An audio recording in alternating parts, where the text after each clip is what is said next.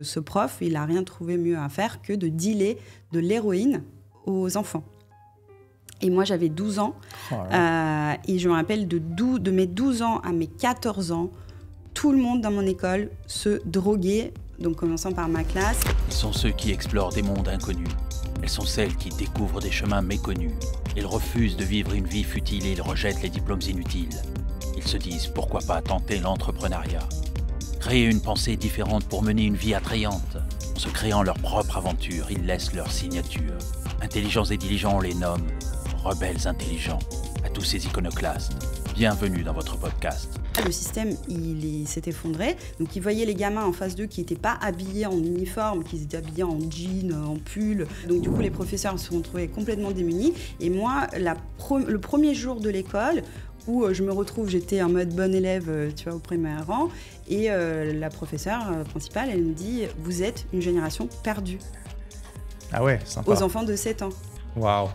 Elle dit bah, il n'y a plus de valeurs d'avant, les nouvelles valeurs ne sont pas encore créées, donc on ne sait pas quoi faire de vous et probablement votre vie sera une succession d'échecs. Ah mais c'est ça, elle est incroyable, pourquoi elle démarre comme ça? Oui, tu démarres bien ta scolarité. Elle devait vraiment être déprimée elle-même pour dire un truc pareil. Mais tout le monde était déprimé, tout le monde était perdu et en fait c'était vraiment des années les plus noires, je pense, de l'histoire, en tout cas de l'histoire du XXe siècle de Russie, puisque c'était complètement Wild Wild West. Donc Wild Wild West qui s'est déplacé très à l'est. Le Wild Wild Est. Wild Wild Est, exactement. Ouais. Et où tout le monde était perdu, tout le monde était paumé, il n'y avait vraiment aucune règle. Moi, mon père, comme il a commencé à s'enrichir assez rapidement, et d'ailleurs, en plus de son activité, il a compris très vite une faille de système, c'est qu'avant, les personnes, les particuliers, ne pouvaient pas retirer de l'argent. En fait, tout le monde avait l'équivalent, il n'y avait pas de carte bancaire, bien évidemment, mais tout le monde avait un équivalent de livret A, en fait, on pouvait dire ça, donc un livret qui était virtuel, où ils avaient de l'argent, mais ils ne pouvaient pas le retirer en cash. Et les seules entités qui ont pu retirer l'argent en cash, c'était des entreprises. Et donc mon père, il a vite compris le système, il a dit, si je vais voir les particuliers, je leur propose de retirer du cash pour eux, c'est-à-dire qu'eux, ils font le virement sur mon livret à moi, livret d'entreprise, moi je retire du cash, je leur donne 50%, je garde 50% pour moi. Vous prenez 50% de commission? 50% de commission. Wow. Mais alors du coup, j'imagine que ce n'était pas vraiment légal là. Rien n'était légal. De toute façon, rien n'était légal. Il n'y avait plus d'État. Même, en fait, c'était la période des raquettes. C'est-à-dire qu'il y a eu énormément de groupes mafieux qui sont créés. C'est toujours pareil. Exactement. Quand tu as un vide de pouvoir, c'est toujours rempli.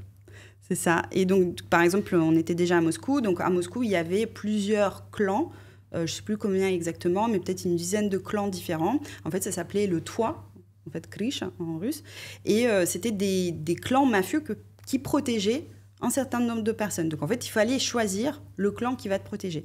Et donc, moi, j'ai connu des mafieux qui débarquaient à la maison avec des calaches et qui proposaient à mon père, genre, en le menaçant, de le protéger. Et en échange d'une partie de ses revenus. Donc là, au moins, il était protégé. Donc, d'autres clans ne touchaient pas aux protégés de tel clan, etc. Et la police, il n'y en avait vraiment plus ou...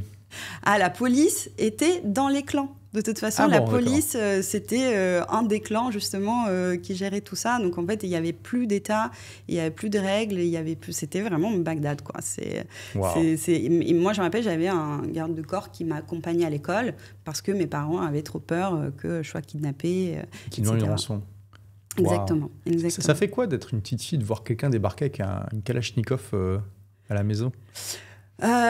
C'était intimidant, mais en même temps, c'était normal. C'est-à-dire qu'en fait, dans mon école, moi, je suis allée à la première école privée de Russie.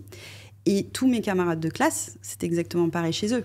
Parce que leurs parents aussi faisaient partie des personnes qui ont su s'enrichir pendant cette période-là. Tout le monde vivait un peu pareil. Donc, en fait, quand tout ton entourage est un peu pareil, ça devient une sorte de normalité et c'est pas quelque chose qui te surprend. Et surtout, je pense qu'avec mon regard d'un enfant de 7 ans, rien ne me surprenait. Donc non, j'étais pas spécialement choquée. En fait, pour moi, c'était juste comme ça. La vie, elle fonctionne comme ça. Et c'est vrai qu'il y avait énormément d'événements qui sont passés pendant les années 90, qu'aujourd'hui, quand je lis les livres, quand je regarde les reportages sur cette période-là, je commence à comprendre en fait qu'est-ce qui s'est passé réellement. Mais moi, avec mon regard d'enfant, tout me paraissait normal et voilà, je me disais c'est comme ça.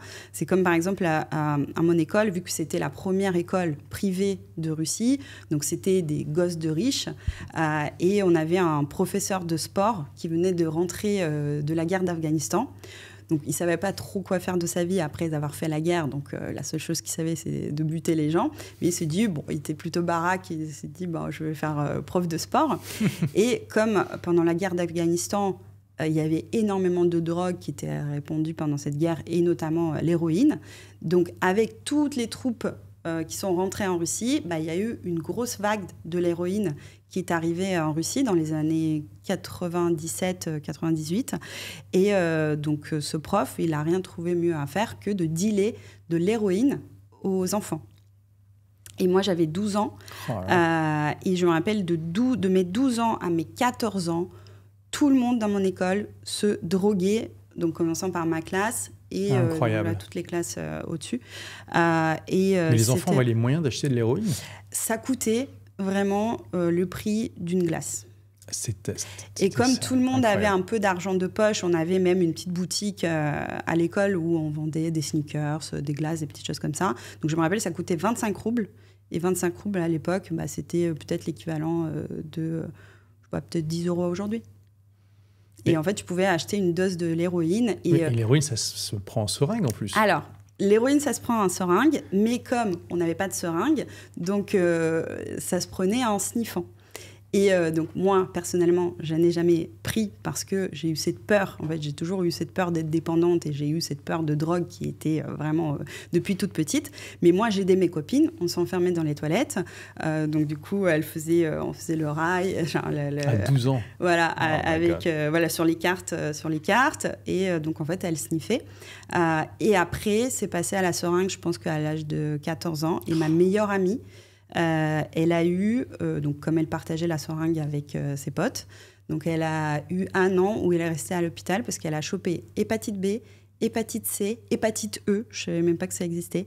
Donc elle est restée 1 an à l'hôpital et en fait elle est ressortie et après elle a arrêté.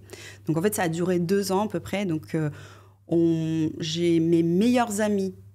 Donc ils vont bien aujourd'hui. Donc en fait ils ont fait 2 ans de ça et après quasiment tous les jours.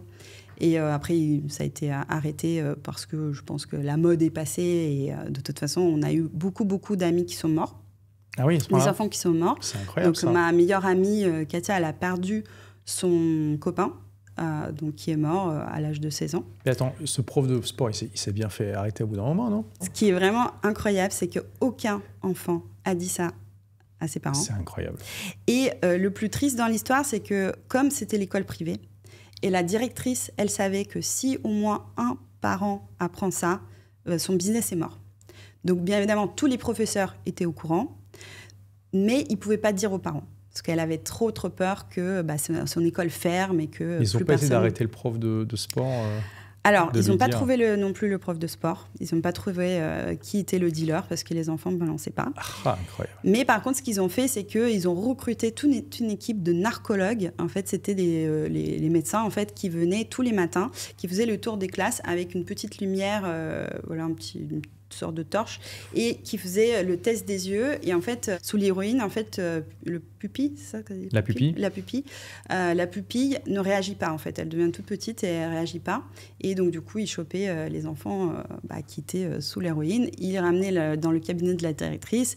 Et la directrice, elle disait juste, c'est pas bien, arrêtez... il ne faut pas faire ça. Et on avait tous les jours les présentations de ces médecins qui nous disaient « Attention, les drogues, ça vous crée de la dépendance, etc. etc. » Donc voilà, mais ça ne marchait pas trop.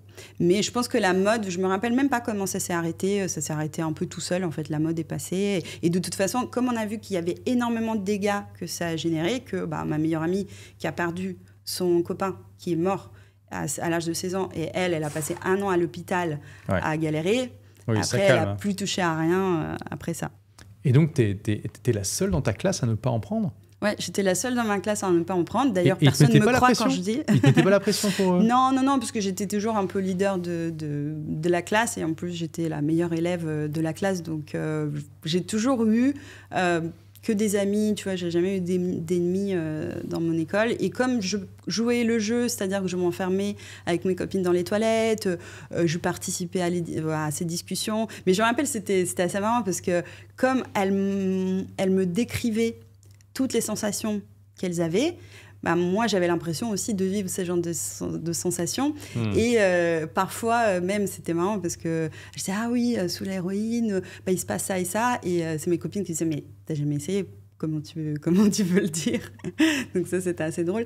Mais ouais, non, j'ai jamais touché à ça. Et après, heureusement, ça s'est arrêté, quoi. Bah, heureusement, ouais. Parce que, waouh. Ok, c'est incroyable quand même de grandir dans des conditions pareilles. Mais c'était malgré tout une bonne école? Tu as appris des choses intéressantes ou...